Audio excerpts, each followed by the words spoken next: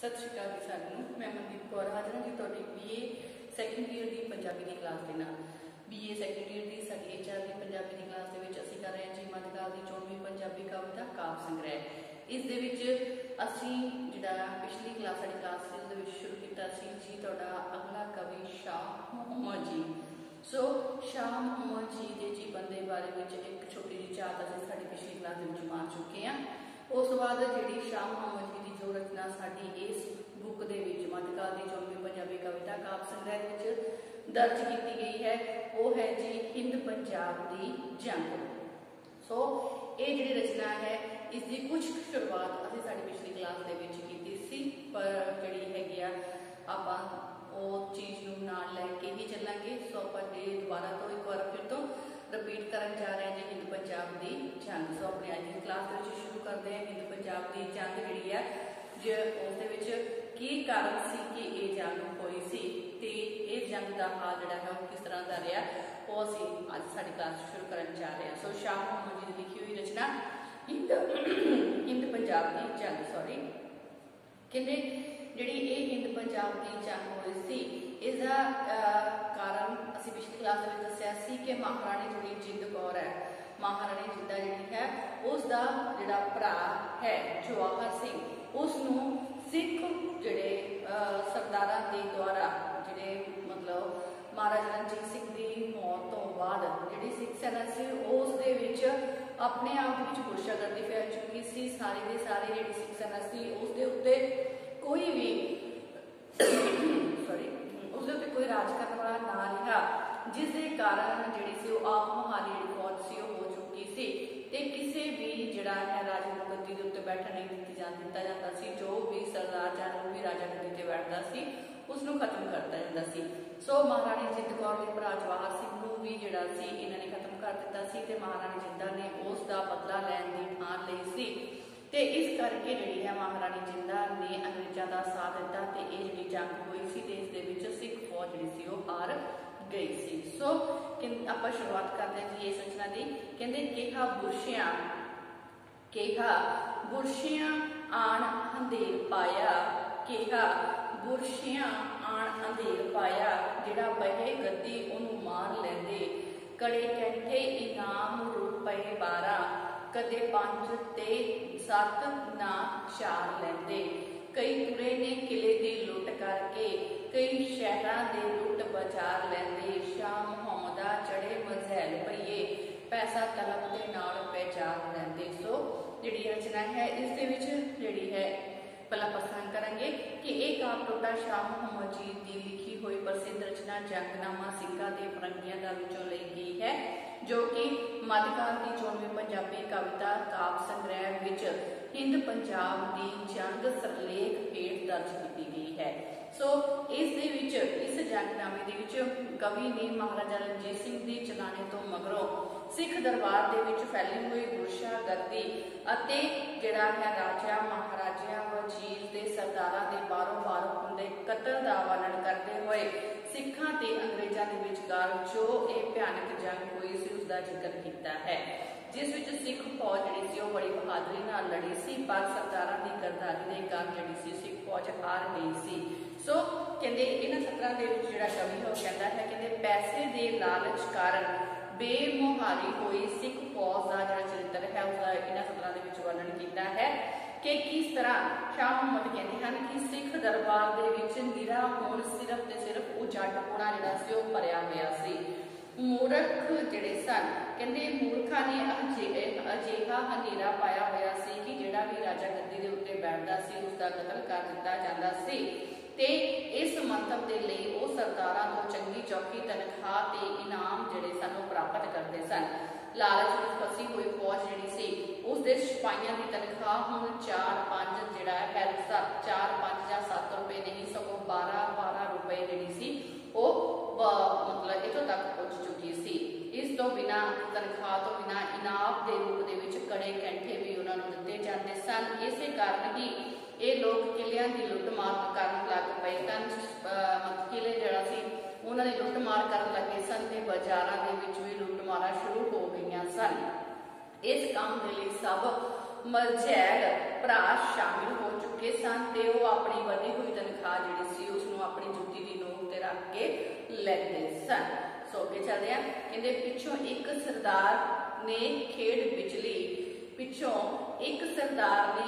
ਵਿਚਲੀ ਪਈ ਨਿਤ ਹੁੰਦੀ ਮਾਰੋ ਮਾਰ ਮੀਆਂ ਸਿੰਘਾਂ ਮਾਰ ਸਰਦਾਰਾਂ ਦਾ ਨਾਸ਼ ਕੀਤਾ ਸਭੋ ਕਤਲ ਹੋਏ ਵਾਰੋ ਵਾਰ ਮੀਆਂ ਸਿਰ ਫੌਜ ਦੇ ਰਿਹਾ ਨਾ ਕੋਈ ਗੁੰਡਾ ਹੋਏ ਸੁਤਰ ਜਿਉ ਬਾਜ ਨੂੰ ਹਾਰ ਮੀਆਂ ਸ਼ਾਹ ਮੁਹੰਮਦਾ ਫਿਰਨ ਸਰਦਾਰ ਲੁਕਦੇ ਭੂਤ ਮੰਡਲੀਆਂ ਹੋਈਆਂ ਤਿਆਰ ਮੀਆਂ। ਸੋ ਕਹਿੰਦੇ ਜਦੋਂ ਸਿੱਖ ਦਰਬਾਰ ਦੇ ਵਿੱਚ ਜਿਹੜੀ ਸੀ ਹਨੇਰਗਰਦੀ ਗੁਰਸ਼ਾਗਰਦੀ ਫੈਲ ਚੁੱਕੀ ਸੀ ਤਾਂ ਸਿੱਖ ਫੌਜ ਜਿਹੜੀ ਸੀ ਉਹ ਬੇਮੁਹਾਰੀ ਹੋ ਗਈ ਸੀ ਤੇ ਹਰ ਇੱਕ ਦਾ ਕਤਲ ਜਿਹੜਾ ਸੀ ਕੀਤਾ ਜਾ ਰਿਹਾ ਸੀ। ਤੇ ਕਹਿੰਦੇ ਮਹਾਰਾਜਾ ਰਣਜੀਤ ਸਿੰਘ ਦੇ ਕਾਲ ਚਲਾਣੇ ਤੋਂ ਮਗਰੋਂ ਸਿੱਖ ਦਰਬਾਰ ਦੀ ਜਿਹੜੀ ਖੇਡ ਸੀ ਉਹ ਵਿਗੜ ਗਈ ਸੀ। ਕਹਿੰਦੇ ਪਿੱਛੋਂ ਇੱਕ ਸਰਕਾਰ ਦੇ ਖੇਡ ਵਿਚਲੀ ਮਤਲਬ ਮਹਾਰਾਜਾ ਰਣਜੀਤ ਸਿੰਘ ਜਿਹੜੇ ਸਨ ਉਹਨਾਂ ਦੇ ਅਕਾਲ ਚਲਾਣੇ ਤੋਂ ਮਗਰੋਂ ਸਿੱਖਾਂ ਦੀ ਜਿਹੜੀ ਸੀ ਸਿੱਖ ਦਰਬਾਰ ਦੀ ਸਾਡੀ ਜਿਹੜੀ ਖੇਡ ਸੀ ਉਹ ਬਦਲ ਗਈ ਸੀ ਤੇ ਉੱਥੇ ਹਰ ਰੋਜ਼ ਹੁਣ ਕਤਲ ਹੋਣ ਲੱਗ ਪਏ ਸਨ।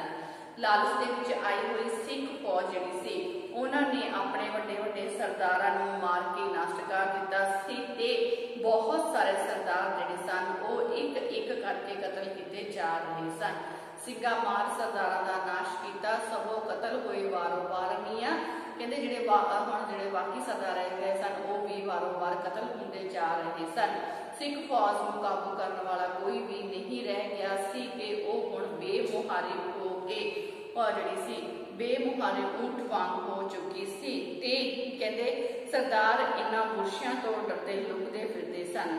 ਸ਼ਾਹ ਮੁਹੰਮਦਾ ਫਿਰਨ ਸਰਦਾਰ ਲੁਕਦੇ। ਸੋ ਜਿਹੜੇ ਸਨ ਸਰਦਾਰ ਸਨ ਉਹ ਇਹਨਾਂ ਤੋਂ ਹੁਣ ਲੁਕਦੇ ਫਿਰਦੇ ਸਨ। ਇਸ ਲਈ ਸਿੱਖ ਫੌਜ ਦੀ ਜਿਹੜੀ ਭੂਤ ਮੰਡਲੀ ਸੀ ਉਹ ਹਰ ਪ੍ਰਕਾਰ ਦਾ ਉਜ਼ੜਪਣਾ ਕਰਨ ਦੇ ਲਈ ਤਿਆਰ ਹੋ ਕੇ ਬੈਠੀ ਹੋਈ ਸੀ। ਸੋ ਅੱਗੇ ਚੱਲਦੇ ਆ।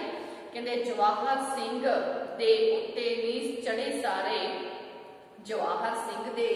ਉੱਤੇ ਵੀ ਚੜੇ ਸਾਰੇ ਮੱਥਾ ਖੂਨੀਆਂ ਦੇ ਵਾਂਗ ਵੱਟਿਓ ਨੇ ਭਰਦਾ ਭਾਂਜੇ ਨੂੰ ਲੈ ਕੇ ਮਿਲਣ ਆਇਆ ਅੱਗੋਂ ਨਾਲ ਸੰਗੀਨ ਦੇ ਫਟਿਓ ਨੇ ਸ਼ੀਖਾਂ ਨਾਲ ਉਡਾਉ ਕੇ ਫੀਲ ਕਿਉ ਤੋਂ ਕੱਢ ਹੋਦਿਓ ਜ਼ਮੀਨ ਤੇ ਸੁੱਟਿਓ ਨੇ ਸ਼ਾਹ ਮੁਹੰਮਦਾ ਵਾਸਤੇ ਪਾਏ ਰਿਹਾ ਸਿਰ ਨਾਲ ਤਲਵਾਰ ਤੇ ਕੱਟਿਓ ਨੇ। ਸੋ ਜਿਹੜਾ ਹੈ ਇਸ ਦੇ ਵਿੱਚ ਸ਼ਾਹ ਮੁਹੰਮਦ ਜੀ ਦੱਸਦੇ ਹਨ ਕਿ ਕਿਸ ਤਰ੍ਹਾਂ ਮਹਾਰਾਣੀ ਜਿੰਦ ਕੌਰ ਦੇ ਭਰਾ ਜਿਹੜੇ ਹਨ ਦਲੀਪ ਸਿੰਘ ਦੇ ਮਾਮੇ ਜਵਾਹਰ ਸਿੰਘ ਨੂੰ ਜੋ ਕਿ ਉਸ ਸਮੇਂ ਪ੍ਰਧਾਨ ਮੰਤਰੀ ਸੀ ਕਤਲ ਕੀਤਾ ਗਿਆ ਹੈ। ਸੋ ਕਹਿੰਦੇ ਸਿੱਖ ਫੌਜ ਦੇ ਗੁੱਸੇ ਦਾ ਸ਼ਿਕਾਰ ਹੁਣ ਮਹਾਰਾਜਾ ਦਲੀਪ ਸਿੰਘ ਦਾ ਮਾਮਾ ਜਵਾਹਰ ਸਿੰਘ ਜਿਹੜਾ ਸੀ ਉਹ ਬਣ ਗਿਆ ਸੀ ਜੋ ਕਿ ਉਸ ਸਮੇਂ ਦਾ ਪ੍ਰਧਾਨ ਮੰਤਰੀ ਸੀ। ਉਹਨਾਂ ਨੇ ਆਪਣੇ ਮੱਥੇ ਉੱਤੇ ਖੂਨੀ ਵੱਟ ਪਾ ਲਏ ਸਨ। ਸਿੱਖ ਜਿਹੜੇ ਸਨ ਉਹਨਾਂ ਨੂੰ ਦੇਖਦਿਆਂ ਹੀ ਆਪਣੇ ਮੱਥੇ ਉੱਤੇ ਖੂਨੀ ਵੱਟ ਪਾ ਲਏ ਸਨ। ਜਵਾਹਰ ਸਿੰਘ ਨੂੰ ਸਾਰੀ ਸਥਿਤੀ ਦਾ ਪਤਾ ਜਿਹੜਾ ਸੀ ਉਹ ਲੱਗ ਚੁੱਕਾ ਸੀ। ਉਹ ਡਰਦਾ ਮਾਰਿਆ ਆਪਣੇ ਭਾਂਜੇ ਮਹਾਰਾਜਾ ਦਲੀਪ ਸਿੰਘ ਨੂੰ ਨਾਲ ਲੈ ਕੇ ਹਾਥੀ ਦੇ ਹੋਦੇ ਉੱਤੇ ਬਿਠਾ ਕੇ ਲੈ ਆਇਆ ਸੀ ਪਰ ਉਸ ਦਾ ਵੀ ਕਿਸੇ ਨੇ ਕੋਈ ਲਿਹਾਜ਼ ਨਹੀਂ ਕੀਤਾ ਸੀ। ਉਸ ਨੂੰ ਆਉਂਦਿਆਂ ਹੀ ਸੰਗੀਨ ਮਾਰ ਕੇ ਜ਼ਖਮੀ ਕਰ ਦਿੱਤਾ ਗਿਆ। ਉਸ ਨੂੰ ਹਾਥੀ ਉੱਤੇ ਉੱਪਰ ਬੈਠੇ ਨੂੰ ਹੀ ਸੰਗੀਨਾਂ ਨਾਲ ਬਿੰਨ ਕੇ ਹਾਥੀ ਦੇ ਹੌਦੇ ਵਿੱਚੋਂ ਕੱਢ ਲਿਆ ਗਿਆ ਤੇ ਧਰਤੀ ਦੇ ਉੱਤੇ ਪਟਕਾ ਦਿੱਤਾ ਗਿਆ। ਉਸ ਨੇ ਜਾਨ ਬਖਸ਼ਣ ਲਈ ਬਹੁਤ ਤਰਲੇ ਮਿੰਨਤਾਂ ਕੀਤੀਆਂ ਪਰ ਉਸਦੀ ਕਿਸੇ ਨੇ ਇੱਕ ਨਾ ਸੁਣੀ ਤੇ ਉਸਦਾ ਜਿਹੜਾ ਸੀ ਸਿਰ ਸੀ ਤਲਵਾਰ ਦੇ ਨਾਲ ਉਸਦਾ ਸਿਰ ਜਿਹੜਾ ਸੀ ਉਹ ਵੱਢ ਦਿੱਤਾ ਗਿਆ ਸੀ। ਸੋ ਕਹਿੰਦੇ ਮਾਈ ਕੈਦ ਗਨਾਤ ਦੇ ਵਿੱਚ ਕੀਤੀ ਕਿਸ ਨੂੰ ਰੋਈ ਕੇ ਪਈ ਡਰਾਵਨੀਏ ਤੇਰਾ ਕੌਣ ਹਮਾਇਤੀ ਸੁਣਨ ਵਾਲਾ ਜਿਸ ਨੂੰ ਪਾਈ ਕੇ ਵੈਣ ਸੁਣਾਵਨੀਏ। ਕਹਿੰਦੇ ਕਿਹੜੇ ਪਾਤਸ਼ਾਹਾਂ ਦਾ ਪੁੱਤ ਮੋਇਆ ਸਾਥੋਂ ਜਿਹੜੇ ਡੋਂਗੇ ਵੈਣ ਤੂੰ ਪਾਵਨੀਏ। ਸ਼ਾਹ ਮੁਹੰਮਦਾ ਦੇ ਇਨਾਮ ਸਾਨੂੰ ਸਾਡੇ ਜੋੜ ਤੇ ਰਾਜ ਕਮਾਵਣੀਏ। ਸੋ ਜਿਹੜੀ ਹੁਣ ਸਿੱਖ ਫੌਜ ਹੈ ਕਹਿੰਦੇ ਜਵਾਹਰ ਸਿੰਘ ਨੂੰ ਕਤਲ ਕੀਤੇ ਜਾਣ ਤੋਂ ਬਾਅਦ ਜਿਹੜੀ ਉਹਨਾਂ ਦੀ ਜਵਾਹਰ ਸਿੰਘ ਦੀ ਭੈਣ ਮਹਾਰਾਣੀ ਜਿੰਦਾ ਹੈ। ਸੋ ਜਿਹੜੀ ਮਹਾਰਾਣੀ ਜਿੰਦਾ ਦਾ ਦੁੱਖ ਇੱਥੇ ਜਿਹੜਾ ਕਵੀ ਨੇ ਬਿਆਨ ਕੀਤਾ ਹੈ। ਕਵੀ ਦੱਸਦਾ ਹੈ ਕਿ ਜਿਹੜਾ ਮਹਾਰਾਣੀ ਜਿੰਦ ਕੌਰ ਹੈ ਉਸ ਨੂੰ ਵੀ ਫੌਜ ਨੇ ਹੁਣ ਕੈਦ ਕਰ ਲਿਆ ਹੈ। ਜਦੋਂ ਸਿੱਖ ਫੌਜ ਨੇ ਮਹਾਰਾਣੀ ਜਿੰਦਾ ਨੂੰ ਜਿਹੜਾ ਮਹਾਰਾਣੀ ਜਿੰਦਾ ਦੇ ਭਰਾ ਜਵਾਹਰ ਸਿੰਘ ਨੂੰ ਕਤਲ ਕਰ ਦਿੱਤਾ ਤਾਂ ਉਹ ਰੋਣ ਲੱਗ बहुत बुरा भला उसने कहण लगी। सिखां ने उसनूं कनाता दे विच कैद कर लिया ते कहा कि वह रो रो के किस नूं डरा रही है। उसका कोई भी हमायती इत्थे नहीं है जो उसदी वैणां नूं सुनेगा। उन्हां ने किहड़ा किसी बादशाह दा पुत मार दिता है जिस दे करके वो एडे डूंगे डूंगे वैण पा रही है। जिहड़ी महाराणी जिंदा है उसनूं तां चाहीदा है कि उन्हां नूं इनाम देवे क्योंकि वो उन्हां दे सिर दे उत्ते ही राज जिहड़ी सी कर रही सी। सो पई झूरदी ए राणी जिंद कौर किथों कड्डां मैं कलगियां नित जोड़े।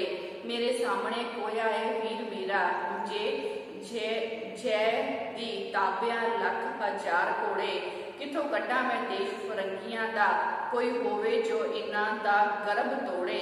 शाह मुहम्मदा उसकी जान वारी जवाहर सिंह दा वैर जो कोई मोड़े। सो महाराणी जिहड़ी जिंद कौर है उसका जिहड़ा दुख है उसको बयान करदे मैं कवि ने इत्थे दस्सण दी कोशिश की है कि किस तरह महाराणी जिंद कौर के अंदर हुण जिहड़ी बदले की जिहड़ी अग है वह भड़क उठी है। सो कहते महाराणी जिहड़ी जिंद कौर है वह अपने भरा जवाहर सिंह के कतल होने के कारण बहुत ही दुख दे विच झूड़ रही है ते वह लालची हुई फौज नूं काबू दे विच रखण लई हर रोज कलगियां अते कपड़ियां दी जोड़ किथों लिया के देवे। सो महाराणी जिहड़ी जिंदा है वह विचों विच झूड़ रही है। फिर उन्होंने सामने महाराणी जिंद कौर सोचती है कि उसके सामने जिहड़ा है सिखां ने उसका भरा जवाहर सिंह जिहड़ा सी उसनूं कोह के मार दिता सी जिस दे अधीन हजारां ते लखां घोड़े सन। सो महाराणी जिंद कौर सोच रही सी कि वह फरंगियां दे देश विचों किथों किसी अजिहे बंदे नूं कढ के लियावे जो इस बेकाबू लालची आपमुहारी हिंसक हुई फौज का हंकार तोड़ सके। वो सोचती है कि वह उन्हां आदमियों तो अपनी जान भी कुर्बान कर देगी जो जिसकी फौज जिहड़ी है उस दे भरा जवाहर सिंह के कतल का जिहड़ा बदला जो है वो सिख फौज को लै सके वो उस तो अपनी जान भी कुर्बान करते वेखी। सो अगे चलते हैं कहते मैनू आण चुफेरियों घूरदे नी लैंदे मुफ्त इनाम रुपए 12 जट्टी होवां तां करा पंजाब रंडी सारे देश दे विच चार तुरन वारा। कहते छड्डा नहीं लाहौर विच बड़न जोगे सने वड्डियां अफसरां जमींदारा पे रुलणगे विच परदेश मुरदे शाह मुहम्मदा मारनिया ओस मारा। सो जिहड़ी महाराणी जिंद कौर है हुण जिहड़ी है वो सिख फौज तो तंग आ चुकी है क्योंकि सिख फौज ने उनका भरा जिहड़ा है जवाहर सिंह है उसका जिहड़ा कतल है वो कर दिता है ते जवाहर सिंह के कतल का बदला महाराणी जिंद कौर सिख फौज तो किसी न किसी तरीके लेना चाहती है। सो सिख फौज भी महाराणी जिंदा को बहुत ज्यादा तंग कर रही है। उस तो जिहड़ा कैंठे कलगियां कपड़ियां की मांग की जाती है पर उसके कुछ कोल हुण देण नूं कुछ भी नहीं है तो वो झूर रही है तो चाहती है कि कोई अजिहा सूरमा आवे जो इन्हां दा पंता जिहड़ा है वो तोड़ देवे। सो अपने दुख दे विच जिहड़ी है महाराणी जिंदा है वो हर तरह के नाल सिख फौज तो ते जिहड़ा है काबू करना चाहती है ते उन्हां तो अपने भरा दा जिहड़ा बदला है वो लेना चाहती है। सो अगले पैराग्राफ देखते हैं कि किस तरह महाराणी जिंद कौर जिहड़ी है वो अपने मन के विच आस लगा के बैठी है कि किस तरह वो जिहड़ा है इन्हां तो बदला लवेगी। सो महाराणी जिंद कौर जिहड़ी है कहते वो जवाहर सिंह दे कीते जाण वाले कतल तो मगरों महाराणी जिंद कौर के मन के विच सिख फौज तो बदला लैण जिहड़ी भावना है वो पूरी तरह पैदा हो चुकी है ते ओह अंग्रेजां दे नाल मिल के सिख फौज नूं नष्ट करन दा फैसला जिहड़ा है करती है। सो महाराणी जिहड़ी जिंदा है कहंदे ओह सिख फौज दी इस हनेर करदी बुरशागर्दी तो तंग आके सोच रही है कि वह फौजी उसनूं चारे पासियां तो आके घेर के डराउंदे हन मुफ्त दे इनाम तनख्वाह के 12-12 रुपए उसके कोलों प्राप्त करते हैं। सो वह सोचती है कि मैं भी जट्टी हाँ ते इन्हां नूं अजिहा सबक सिखावांगी कि ये सारे दे सारे मार दिते जाणगे ते इस तरह सारे ही पंजाब दीआं जनानियां जिहड़ियां हन उन्हां नूं मैं रंडियां करके दिखावांगी। मेरे द्वारा लिया होया ये बदला हमेशा ही बेमिसाल होवेगा ते सारे देश के अंदर इस बदले दीआं वारां जिहड़ियां हन वो गाईआं जाणगियां।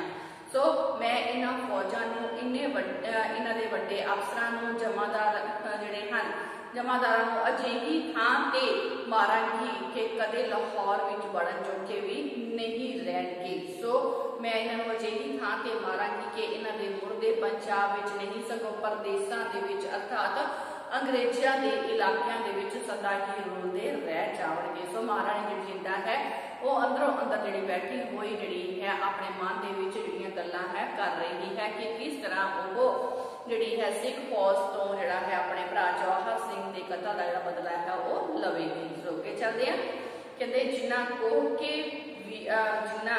जिन्ना मारिया कोह के वीर मेरा मैं तां खोहांगी उन्हां दियां चुंडलियां नी ताका जान वलायत देश सारे कहंदे पावां बकरे वांग चा वड्डियां नी चूड़े लहणगे बहुत सुहागणा दे नठ चौंक ते वालियां डंडियां नी शाह मुहम्मदा पैणगे वैन डूंगे जदों होण पंजाबणा रंडियां नी। सो जिहड़ी महाराणी जिंदा है महाराणी जिंदा जिहड़ी है वो मन विच सिख फौज का खात्मा करन दी जिहड़ी भावना है उसके मन विच पैदा हो चुकी है ते वो हुण अंग्रेजां दे नाल मिल के सिखां दा नाश करना चाहती है। तो महाराणी जिहड़ी जिंदा है कहते गुस्से दे विच ये कुछ कह रही है कि जिस तरह फौजी अफसरां ने उसका भरा जवाहर सिंह जिहड़ा है बेदर्दी नाल कोह के मारिया है वो भी अंग्रेजां दे हथों हुण सिख फौज दियां चंगी तरह जिहड़े वाल है वो पुटावेगी।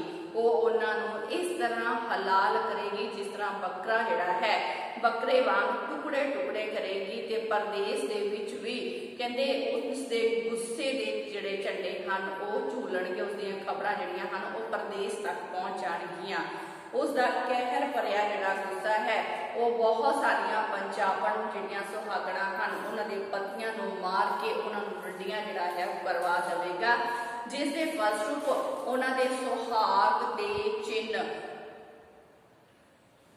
उन्हां दे जिहड़े सुहाग दे चिन्ह दे वजों पाए हुए गहणे हैं जिन्हां दे विचों चूड़ा नथ चौंक मतलब जिहड़ा नथ चौंक वालियां डंडियां ये सारे के सारे जिहड़े गहणे हैं उन्हां दे इह लाउणे पैणगे। भाव वो पंजाब दीयां औरतां हन उन्हां दे पतियां नूं मारन दी जिहड़ी गल है वो करदी है। सो इस तरह पंजाबणा जिहड़ियां हन उन्हां रंडियां होणगियां ते सारे पंजाब दे घर दे विच रोण धोण दे जिहड़े वैण हन वो पैणगे। सो महाराणी जिंदा जिहड़ी है वो कह रही है कि इस तरह बदला लैके उसके घर दे विच ठंड पवेगी। भाव इस तरह जदों पंजाब जिहड़ा है वो पंजाब दे लोकां नूं मरवा देवेगी जिहड़ी सिख फौज है जिसने उसका भरा जिहड़ा है जवाहर सिंह है उसनूं खत्म करवाया है जदों तक वो हुण इस सिख फौज नूं खत्म नहीं करवावेगी उन्हां चिर उसनूं भी शांति जिहड़ी है वो प्राप्त नहीं होवेगी। सो इसके लिए वो ਵੱਖ-ਵੱਖ तरह ਦੀਆਂ ਜਿਹੜੀਆਂ ਗੱਲਾਂ ਹਨ ਉਹਨਾਂ ਨੂੰ ਆਪਣੇ ਦਿਮਾਗ ਦੇ ਵਿੱਚ सोच रही है। सो फिर वो जिहड़ी महाराणी जिंदा है जदों अजिही सोच विचार करती है तो अजिही सोच विचार करन तो बाद फिर वो अंग्रेजां नूं जिहड़ा है अपनी मदद के लिए पुकारती है। सो के देखते हैं कि किस तरह महाराणी जिहड़ी जिंदा है वो अंग्रेजां नूं मदद के लिए पुकारती है। कहते अर्जी लिखी फरंगी नूं कोज गोशे अर्जी लिखी फरंगी नूं कुछ गोशे कहते अपने पहले अपना सुख आनंद वारी तेरे वाली मैं फौज नूं घल्लनी आ खट्टे करी तू इन्हां दे दंद वारी जिहड़ा जोर तू अपना सब लावी कहते पिछे खर्च मैं करांगी बंद वारी शाह मुहम्मदा फिर ना आउण मुड़ के मैनू इतनी बार पसंद वारी। सो महाराणी जिहड़ी जिंदा है कहते वो सिख फौज तो अपने भरा जवाहर सिंह के कतल का बदला जिहड़ा है लेना चाहती है ते इस दी खातर वो सिख फौज नूं खत्म कराउण दे लई अंग्रेजां नूं चिट्ठी लिखती है ते उस दे विच पंजाब दे उत्ते हमला करन दा सੱਦਾ जिहड़ा है वो अंग्रेजी फौज नूं दिता जाता है। सो महाराणी जिहड़ी जिंदा है वो अंग्रेजां नूं गुप्त चिट्ठी गुप्त चिट्ठी जिहड़ी है वो लिखती है। उस दे विच पहला वो अपनी राजी खुशी की खबर बारे कुछ दसदी है ते फिर लिखती है कि वो सिख फौज नूं उस उपर हमला करन दे लई भेजेगी। भाव सिख अंग्रेजां दे उपर सिख फौज नूं हमला करन दे लई भेजेगी ते वो सिख फौज दे चंगी तरह दंद खट्टे कर देण। ਉਹ ਉਹਨਾਂ ਨੂੰ ਕਹਿੰਦੀ ਹੈ ਕਿ ਉਹ ਆਪਣਾ ਸਾਰੇ ਦਾ ਸਾਰਾ ਜ਼ੋਰ ਲਾ ਕੇ ਸਿੱਖ ਫੌਜ ਦੀ ਤਬਾਹੀ ਕਰ ਦੇਣ ਤੇ ਉਹਨਾਂ ਦੀ ਮਦਦ ਕਰਨ ਦੇ ਲਈ ਜੋ ਪਿੱਛੋਂ ਉਹਨਾਂ ਨੂੰ ਖਰਚ ਜਾਂ ਲੜਾਈ ਦਾ ਸਮਾਨ ਜਿਹੜਾ ਹੈ ਭੇਜਿਆ ਜਾਂਦਾ ਹੈ, ਅਜਿਹਾ ਸਾਰਾ ਖਰਚਾ ਜਿਹੜਾ ਹੈ ਉਹ ਆਪ ਬੰਦ ਕਰ ਦੇਵੇਗੀ। ਉਸ ਨੂੰ ਚਾਹੁੰਦੀ ਹੈ ਕਿ ਅੰਗਰੇਜ਼ ਜਿਹੜੀ ਹੈ ਅੰਗਰੇਜ਼ ਇਸ ਫੌਜ ਦਾ ਇਸ ਤਰ੍ਹਾਂ ਸਰਬਨਾਸ਼ ਕਰਨ ਕਿ ਉਹ ਵਾਪਸ ਲਾਹੌਰ ਪਰਤਣ ਜੋਗੇ ਹੀ ਨਾ ਰਹਿਣ। ਸੋ ਮਹਾਰਾਣੀ ਜਿੰਦਾ ਹੈ ਉਹ ਅੰਗਰੇਜ਼ਾਂ ਨੂੰ ਸਿੱਧੀ ਜਿਹੜੀ ਕਹਿੰਦੀ ਹੈ ਕਿ ਉਹ ਤੁਹਾਡੇ ਉੱਤੇ ਜਿਹੜਾ ਸਿੱਖਾਂ ਨੂੰ ਹਮਲਾ ਕਰਨ ਦੇ ਲਈ ਭੇਜੇਗੀ। ਸੋ ਤੁਸੀਂ ਜਿਹੜਾ ਹੈ ਉਹਨਾਂ ਦਾ ਚੰਗੀ ਤਰ੍ਹਾਂ ਜਿਹੜਾ ਹੈ ਪਹਿਲਾਂ ਤੋਂ ਹੀ ਤੁਸੀਂ ਤਿਆਰ ਰਹਿਣਾ ਤੇ ਉਸ ਦਾ ਚੰਗੀ ਤਰ੍ਹਾਂ ਫਿਰ ਦੰਦ ਕੱਟੇ ਕਰਨਾ ਤੇ ਸਿੱਖ ਫੌਜ ਦਾ ਚੰਗੀ ਤਰ੍ਹਾਂ ਸਰਬਨਾਸ਼ ਕੀਤਾ ਜਾਵੇ ਤੇ ਉਹ ਪਿੱਛੋਂ ਨੂੰ ਦਿੱਤੀ ਜਾਣ ਵਾਲੀ ਹਰ ਤਰ੍ਹਾਂ ਦੀ ਮਦਦ ਜਿਹੜੀ ਹੈ ਉਹ ਬੰਦ ਕਰ ਦੇਵੇਗੀ। ਸੋ ਕਹਿੰਦੇ ਪਹਿਲੇ ਪਾਰ ਦਾ ਮੁਲਕ ਤੂੰ ਮੋੜ ਸਾਡਾ, ਆਪੋ ਆਈ ਗੁੱਸਾ ਆਪੋ ਆਏ ਗੁੱਸਾ ਤੈਥੀ ਆਵਨੀਏ ਸੋਈ ਲੜਨਗੇ ਹੁਣ ਬੇਖਬਰ ਜਿਹੜੇ ਮੱਥਾ ਕਦੀ ਸਰਦਾਰ ਨਾ ਡਾਵਣਗੇ। ਇਸ ਵਾਸਤੇ ਫੌਜ ਮੈਂ ਪਾੜ ਛੱਡੀ ਕਈ ਭਾਜ ਅਚਾਨਕ ਹੀ ਪਾਵਣਗੇ। ਸ਼ਾਹ ਮੁਹੰਮਦਾ ਲਾਟ ਜੀ ਕਟਕ ਤੇਰੇ ਮੇਰੇ ਗਲੋਂ ਤਗਾਰੇ ਲਾਹ ਬਣ ਗਏ। ਸੋ ਜਿਹੜੀ ਰਾਣੀ ਜਿੰਦਾ ਹੈ ਕਹਿੰਦੇ ਉਹ ਅੰਗਰੇਜ਼ਾਂ ਨੂੰ ਗੁਪਤ ਚਿੱਠੀ ਲਿਖ ਕੇ ਅੰਗਰੇਜ਼ਾਂ ਨੂੰ ਲਿਖਦੀ ਹੈ ਕਿ ਪਹਿਲਾਂ ਉਹ ਸਤਲੁਜ ਜਿਹੜਾ ਹੈ ਸਤਲੁਜ ਦਰਿਆ ਤੋਂ ਪਰਲੇ ਇਲਾਕੇ ਉੱਤੇ ਕਬਜ਼ਾ ਕਰਨ। ਪਹਿਲੋਂ ਪਾਰ ਦਾ ਮੁਲਕ ਤੂੰ ਮੋੜ ਸਾਡਾ, ਪਹਿਲਾਂ ਅੰਗਰੇਜ਼ ਸਤਲੁਜ ਪਾਰ ਦੇ ਜਿਹੜਾ ਇਲਾਕਾ ਹੈ ਉਸ ਦੇ ਉੱਤੇ ਆਪਣਾ ਕਬਜ਼ਾ ਕਰ ਲੈਣ। ਕਹਿੰਦੇ ਆਪੋ ਆਏ ਗੁੱਸਾ ਤੈਥੀ ਆਵਣਗੇ, ਇਸ ਤੋਂ ਗੁੱਸਾ ਖਾ ਕੇ ਸਿੱਖ ਜਿਹੜੀ ਫੌਜ ਹੈ ਉਸ ਦੇ ਉੱਤੇ ਚੜਾਈ ਕਰ ਦੇਵੇਗੀ। ਇਸ ਲੜਾਈ ਵਿੱਚ ਫਿਰ ਉਹ ਆਪ ਲੜਨਗੇ, ਸੋਈ ਲੜਨਗੇ ਹੋਣਗੇ ਬੇਖਬਰ ਜਿਹੜੇ ਉਹ ਲੋਕ ਹੀ ਇਸ ਲੜਾਈ ਦੇ ਵਿੱਚ ਭਾਗ ਲੈਣਗੇ ਜਿਨ੍ਹਾਂ ਨੂੰ ਮੇਰੀ ਤੁਹਾਡੇ ਨਾਲ ਕੀਤੀ ਹੋਈ ਸਾਜ਼ਬਾਜ਼ ਦਾ ਪਤਾ ਨਹੀਂ ਹੋਵੇਗਾ। ਪਰ ਸਿੱਖ ਫੌਜਾਂ ਦੇ ਮੁਖੀ ਜਿਹੜੇ ਹਨ ਉਹ ਉਸ ਨਾਲ ਟੱਕਰ ਨਹੀਂ ਲੈਣਗੇ। ਉਹਨਾਂ ਨੇ ਅੰਗਰੇਜ਼ਾਂ ਦੀ ਜਿੱਤ ਨੂੰ ਯਕੀਨੀ ਬਣਾਉਣ ਦੇ ਲਈ ਜਿਹੜੀ ਸਿੱਖ ਫੌਜ ਦਾ ਵੱਧ ਤੋਂ ਵੱਧ ਨੁਕਸਾਨ ਜਿਹੜਾ ਹੈ ਉਹ ਕਰਨ ਲਈ ਉਹ ਫੌਜ ਦੇ ਵਿੱਚ ਪਾੜਾ ਪਾ ਦੇਵੇਗੀ ਤੇ ਇਸ ਲੜਾਈ ਵਿੱਚ ਸਿੱਖ ਫੌਜ ਦਾ ਹੌਸਲਾ ਤੋੜਨ ਦੇ ਲਈ ਅਚਾਨਕ ਜਿਹੜੀ ਹੈ ਉਹ ਵਿੱਚੋਂ ਅੱਧੀ ਫੌਜ ਜਿਹੜੀ ਹੈ ਉਹ ਭੱਜ ਨਿਕਲੇਗੀ। ਸ਼ਾਹ ਮੁਹੰਮਦ ਦੱਸਦੇ ਹਨ ਕਿ ਰਾਣਾ ਮਹਾਰਾਣੀ ਜਿੰਦ ਕੌਰ ਨੇ ਅੰਗਰੇਜ਼ਾਂ ਨੂੰ ਲਿਖਿਆ ਕਿ ਇਸ ਤਰ੍ਹਾਂ ਉਹਨਾਂ ਦੀ ਫੌਜ ਦਾ ਉਹ ਉਧਾਰ ਜੋ ਉਹਨਾਂ ਦੇ ਸਿਰ ਦੇ ਉੱਪਰ ਹੈ ਉਹ ਅੰਗਰੇਜ਼ ਜਿਹੜੇ ਹਨ ਉਹ ਲਾ ਦੇਣਗੇ। ਜਿਹੜੇ ਸਿੱਖ ਫੌਜ ਨੇ ਉਹਨਾਂ ਦਾ ਭਰਾ ਮਾਰ ਕੇ ਮਹਾਰਾਣੀ ਜਿੰਦਾ ਦਾ ਭਰਾ ਮਾਰ ਕੇ ਜੋ ਉਧਾਰ ਉਸਦੇ ਸਿਰ ਤੇ ਚਾੜਿਆ ਹੈ ਸੋ ਉਹ ਅੰਗਰੇਜ਼ ਜਿਹੜੇ ਹਨ ਸਿੱਖਾਂ ਨੂੰ ਮਾਰ ਕੇ ਉਸਦਾ ਉਧਾਰ ਜਿਹੜਾ ਹੈ ਉਹ ਲਾ ਦੇਣਗੇ। ਸੋ ਇਸ ਤਰ੍ਹਾਂ ਜਿਹੜੀ ਮਹਾਰਾਣੀ ਜਿੰਦਾ ਹੈ